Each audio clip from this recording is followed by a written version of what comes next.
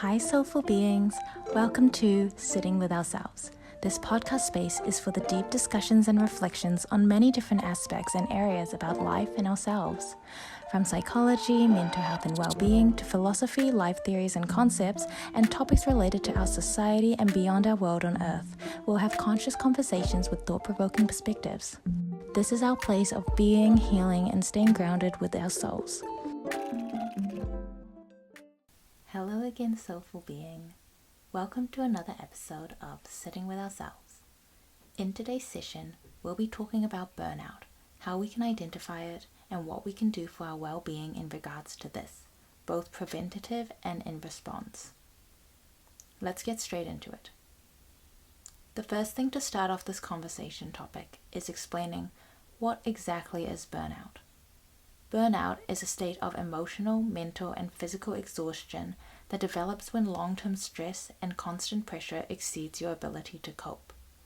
It's officially recognized by the World Health Organization as an occupational phenomenon, not a medical diagnosis, but a syndrome or condition made up of a cluster of symptoms. Unlike everyday stress, which is usually temporary and tied to a specific situation, burnout builds up gradually and lingers. Stress tends to be short-term, and while it can impact sleep, energy, and emotions, you would still be able to engage in the activity causing you stress. However, with burnout, you would feel demotivated to the point that it impacts your ability to function, and you may feel hopelessness toward any possibility of change in your situation. You could put it this way: stress feels like too much, as in too many demands and responsibilities. Burnout feels like too little, as in too little energy, motivation, or hope. Stress may make you feel overwhelmed, but still engaged, whereas burnout leaves you feeling detached, depleted, and questioning whether your efforts matter at all. Burnout is often linked to work in the occupational setting, but it isn't only limited to the office or workplace. It can emerge in parenting, caregiving, academic settings, or managing a chronic illness. Any role or situation where demands are relentless and support or recovery time is scarce. Classic signs include exhaustion, where you're running on empty no matter how much rest you get; cynicism or detachment, where you're becoming mentally distant, negative, or numb toward your responsibilities; reduced effectiveness, and feeling like you can't perform at the level you once did. Its impact goes far beyond productivity. Burnout seeps into personal relationships, reducing patience and emotional availability. It can trigger physical problems such as poor sleep, headaches, frequent illness, and increased risk for depression and anxiety if left unchecked. In today's fast-paced world and always-on culture, burnout has become increasingly common, especially with blurred boundaries between work and personal life. It can creep up slowly, especially in people who are high-achieving, dedicated, or constantly running on end. Often you don't realize you're burned out until you've crossed the line from being really tired to too exhausted to function. At its core, burnout is not a sign of weakness. It's a warning light, a signal that the way you're working or living isn't sustainable. And because the effects spill over into every part of life, home, work, health, and relationships, it's important to take it seriously and respond early. It's also important to note that burnout doesn't happen overnight. It builds up gradually, often starting with small signs of overwhelm or disengagement that get ignored until they snowball. In the shortest simplification, you could say burnout is a signal. It's your mind and body telling you that the demands on you have exceeded your resources to cope for too long. Let's dive into how it affects people in both professional and personal life, and how this may look when it starts to show up as symptoms. Burnout ripples into nearly every corner of someone's life, and research has been very clear on this. Professionally, burnout often shows up as declining performance, difficulty concentrating, and increased errors. For example, healthcare workers experiencing burnout may struggle with empathy and decision-making, which can directly impact patient care. In the body of research, burnout in this context has also been linked to lower quality of care, reduced patient safety, and higher turnover rates or intentions. Personally, burnout doesn't just stay at work. It spills over into relationships, health, and general well-being. Someone might come home too drained to engage with their partner, kids, or friends. Emotional exhaustion can lead to irritability, withdrawal, or even physical symptoms like insomnia, headaches, and weakened immunity. A 2017 study closely reviewed 61 research articles out of the initial 650 articles selected, and found that burnout was associated with depression, anxiety, insomnia, and even cardiovascular disease. We can think about some scenarios you and me could recognize where burnout may be playing out. For example, a professional who used to love their job now dreads opening their laptop in the morning, feeling a mix of exhaustion and resentment. A parent who is so depleted by work demands that they feel guilty for being emotionally absent with their kids. A student who once thrived academically now feels numb and disengaged, questioning whether anything they do even matters. Burnout isn't just a work problem, it becomes a whole life problem, shrinking the energy, joy, and connection people have in both their careers and personal worlds. Now, how can you tell if you yourself are burnt out or someone around you is?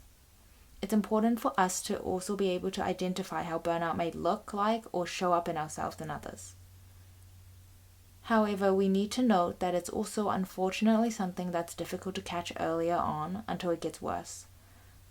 Sometimes it's often invisible until it's severe, and by then people feel trapped. Spotting the early signs is key, and we can do our best to try with this awareness and knowledge. There are a few signs on how burnout can show up.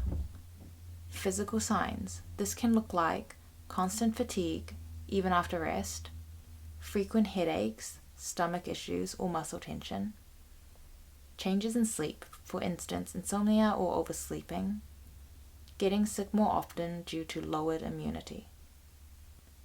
Another one is that emotional signs of burnout can look like feeling emotionally drained or numb, irritability, impatience, or snapping at small things, cynicism, feeling detached or negative about work, people, or responsibilities, loss of motivation or enjoyment in things that once mattered to oneself.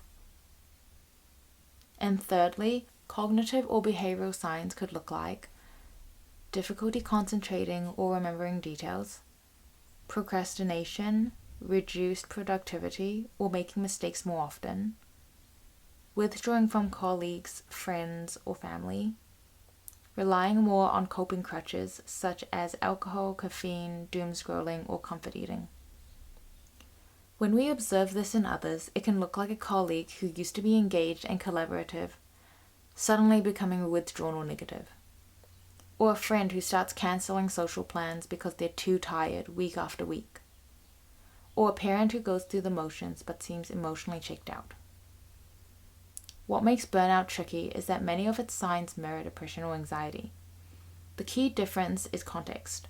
Burnout is specifically tied to chronic stress and overload in a role, like work, caregiving, or studies, whereas depression is more pervasive across all areas of life.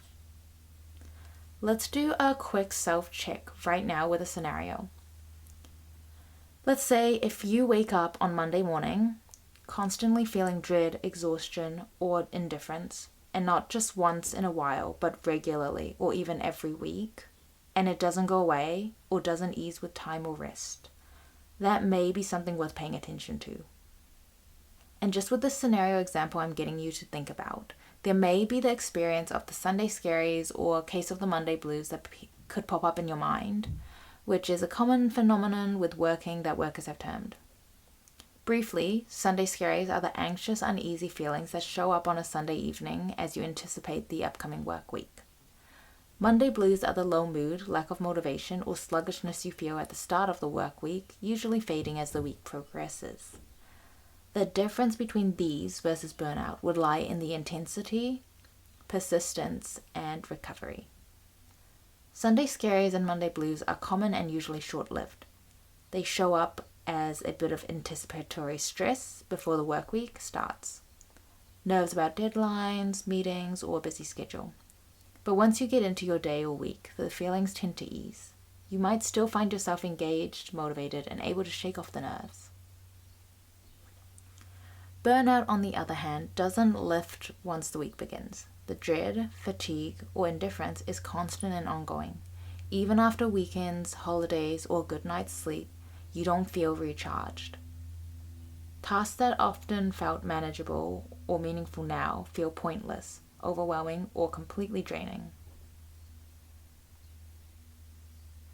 So, if it's a passing cloud, it's likely the Sunday scaries. If it feels like a heavy fog that doesn't clear no matter what you do, that's something to look out for concerning burnout. Now, let's touch on a few more differences because burnout and regular stress or even depression and anxiety can often blur together and have similarities in what it can look like. The distinctions really matter. So I also want to expand more on these differences. How is burnout different from regular stress? Well, stress is usually short-term and linked to a specific challenge, like a deadline, a presentation, or family conflict. When the challenge resolves, the stress tends to ease. Stress can even be motivating in bursts. Burnout is chronic and cumulative. It's when the stress never lets up and your coping resources are completely depleted. Instead of, I have too much to do today, burnout feels like I have nothing left to give every day. So, stress is like a running sprint. Burnout is like running a marathon without water. What about burnout versus depression and anxiety? Burnout is context specific. It's tied to the environment you're in, which usually tends to be settings like work, caregiving, or academic studies. People with burnout often say, if I could get out of this job or role, I'd feel better. Depression is more global. The sadness, emptiness, or loss of interest extends into all areas of life, not just one role. Even when circumstances improve, the low mood may persist. Anxiety involves excessive worry, tension, or fear about future threats. While burnout can bring irritability and overwhelm, it doesn't necessarily include that persistent anticipatory worry that characterizes anxiety. For example, burnout has been emphasized as an occupational hazard, while depression is a clinical condition. That's why treatment paths differ. Addressing burnout often requires organizational or structural changes, not just individual coping. A way this can be phrased very, very simply to differentiate these is this. Stress is too much. Burnout is nothing left. Depression is nothing matters. Anxiety is everything feels threatening. Understanding the difference is crucial because it guides us on how we can respond. For burnout, some things that can help are rest, boundary setting, workload adjustments, better support, and sometimes job or role changes. Self-care strategies can be surprisingly effective if burnout is caught early. Things like structured breaks, delegating tasks, saying no to extra responsibilities, and reconnecting to what's meaningful in your work or personal life. It would be helpful to allow time for yourself to engage in restorative activities and participate in such activities that bring you joy and relaxation. This can be your hobbies, spending time in nature, or practicing mindfulness. When you may need to seek out help for burnout is when and if exhaustion, detachment, or reduced efficacy persists despite such adjustments like these. Talking to a mental health professional can help you rebuild coping strategies and plan longer-term solutions. In reality, many people experience overlap, where burnout can trigger anxiety or depressive symptoms if left unaddressed. That's why early recognition and targeted strategies are so important. I will share a simple, practical framework that you can use to assess where you might be on the spectrum of stress, burnout, or deeper mental health concern. You can ask yourself these questions and reflect on it. You may want to even note this down or just simply listen and ask these to yourself. Firstly, Self-reflect on the duration and intensity. Are those feelings you've experienced or are experiencing short-term, tied to specific events, eases with rest? That may be some stress. Or is it persistent for weeks, months, and feels like chronic exhaustion, especially in regards to a specific role? That sounds like it may be burnout. Secondly, let's think about scope. How much does this extend to? Is it mostly impacting current tasks or situations? Then this looks like stress. Or is it mainly tied to work, caregiving, academics, and does it improve when you're removed from that environment? This looks like burnout. Thirdly, ask yourself about the emotional and physical symptoms. We can go by 5 symptom types to think on: energy, motivation, mood, physical, and cognition. If it's stress, your energy may get fatigued, but is recoverable. Motivation could have temporary dips. Mood may show up in irritability and frustration. Physically, you could have tension or headaches.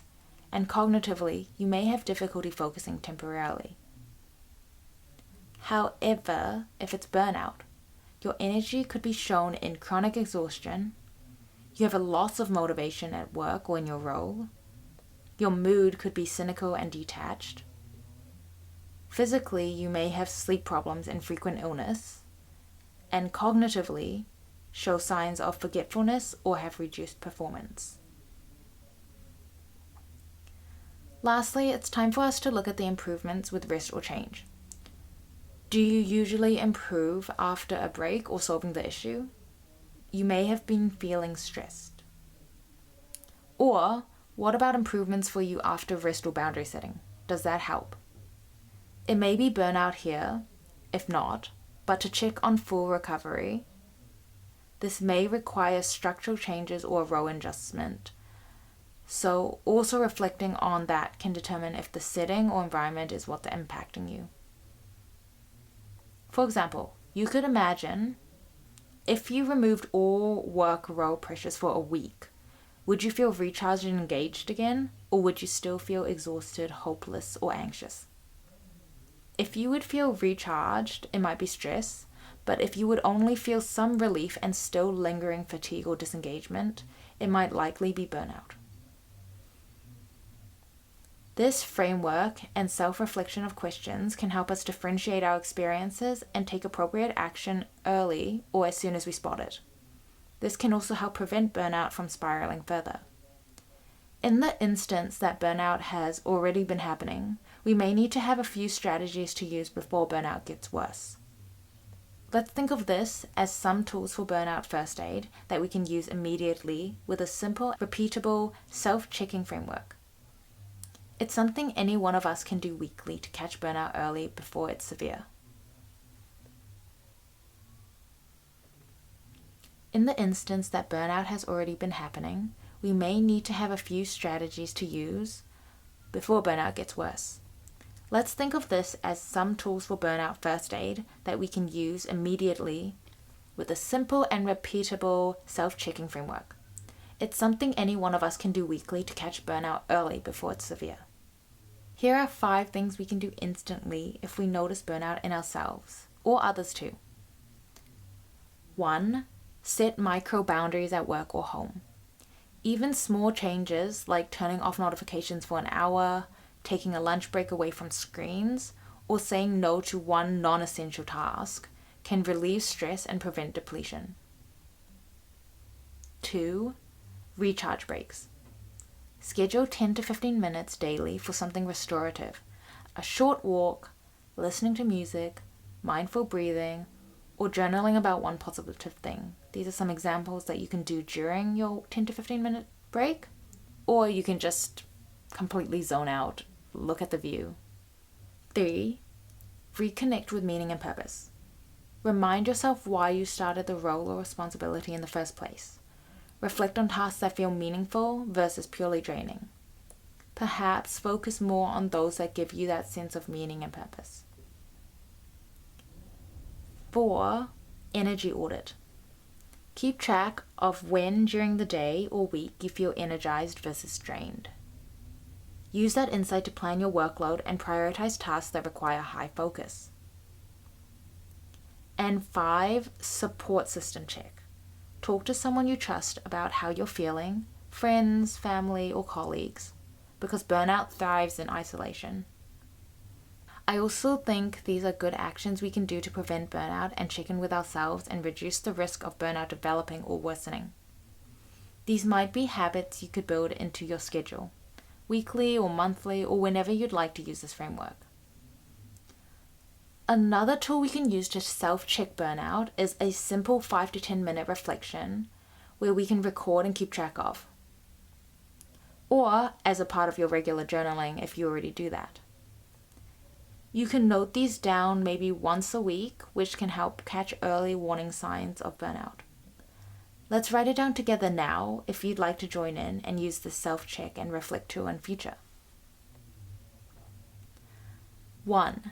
Rate your energy levels from 1 to 10. In the morning, midday, and evening. Notice the patterns of depletion. 2. Check your motivation.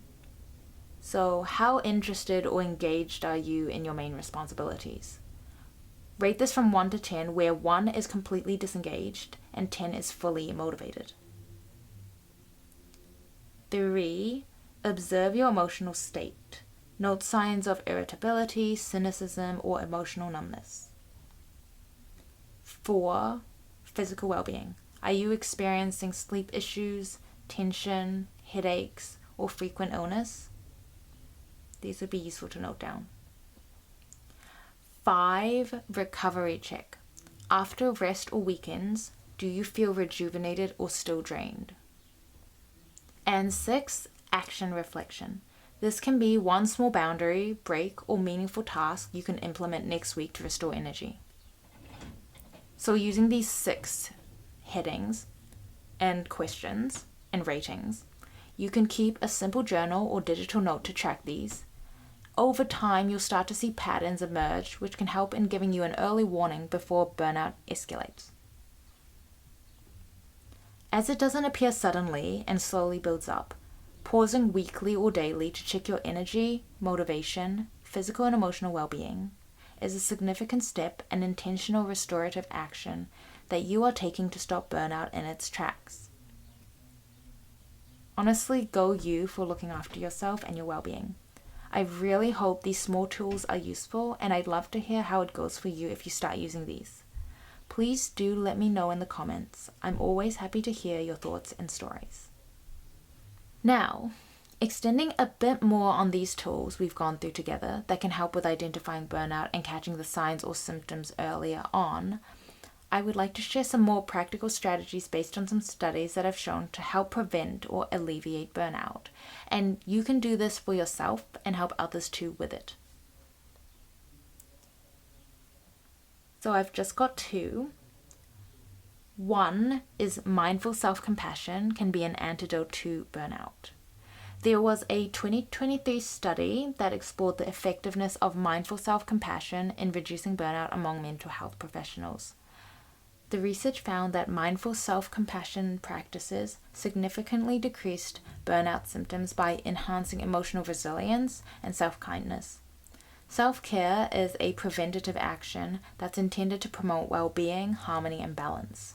Mindfulness that can be brought into this is the moment-to-moment awareness of experience encompassed with other aspects like acceptance and non-judgment.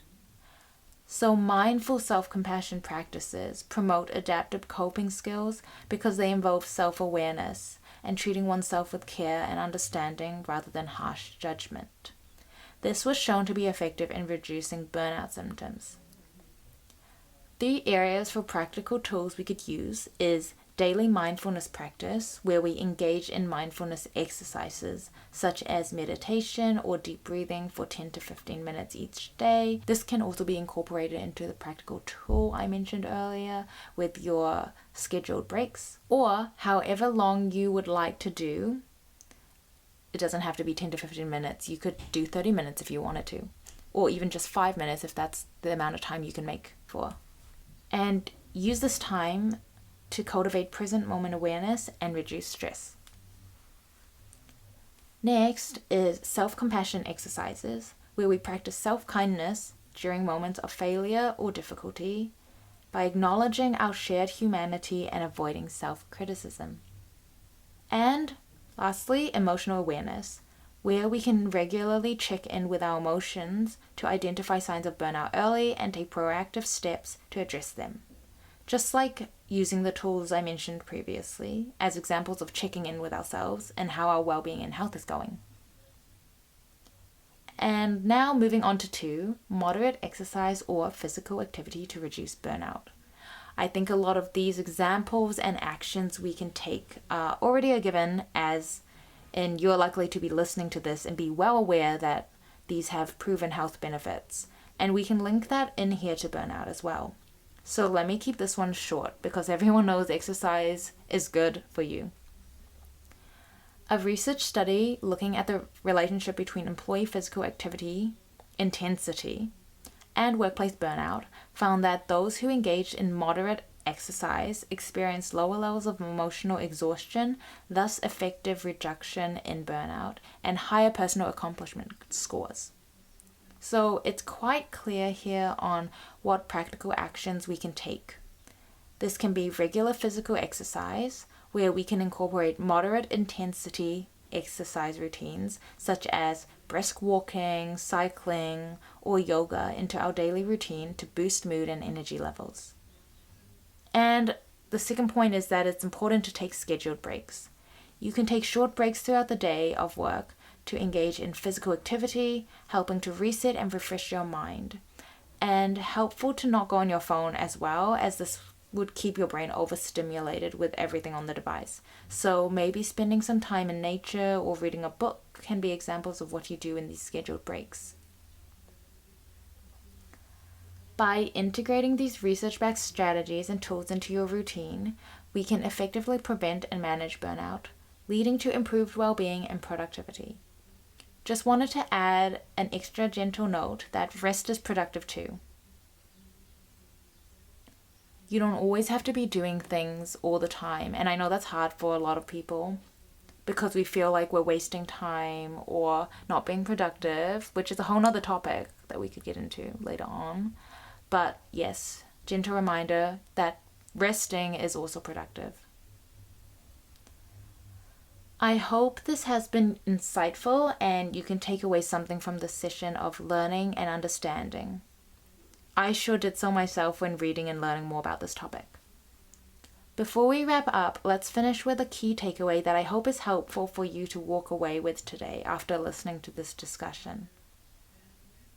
Burnout is your mind and body sending a clear signal that your current demands have exceeded your resources for too long. It's not and never a personal failing, but a signal to pause, reassess, and take action. Catching it early through weekly check-ins, setting boundaries, and reconnecting with what gives you energy can make a huge difference. It's really about noticing the signs, listening to yourself, and taking small intentional steps before things escalate. Burnout isn't something you just push through, and small actions such as short breaks, saying no to one extra task, or journaling for 5 minutes adds up over time. And if you notice symptoms persisting despite these strategies, seeking support from a mental health professional is a strong proactive step. I'd love to hear if you end up trying any of these tools suggested for burnout. You can let me know how it goes for you in the comments section if you'd like to and are comfortable with sharing. I might try some of these out myself as well. So this leaves us to close for today. I hope you can leave feeling not only informed, but empowered to take care of yourselves. Remember, caring for yourself is essential. Burnout is preventable, and you have the tools to notice it early and act. Also, pay attention to your energy, your emotion, and the little warning signs. Take action early if you catch it early, and be gentle with yourself along the way, especially if you realize you're in a later burnout stage. Let's look after ourselves well together. Thank you so much for tuning in, and I'll see you next time.